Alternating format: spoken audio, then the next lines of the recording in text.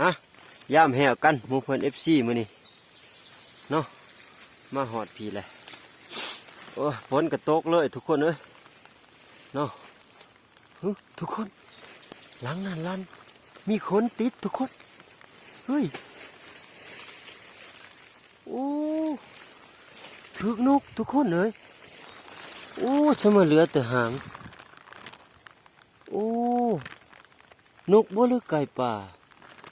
นกเนาะทุกคนเนาะปลาขนผุเลยทุกคนเลยบ่เห็นโตโอ้นี่เนาะจักว่าลุดจังมีแนวกินเนาะทุกคนเนาะขนผุเลยโอ้หมู่เพื่อนFCเลยเสียดายดินี่เนาะโอ้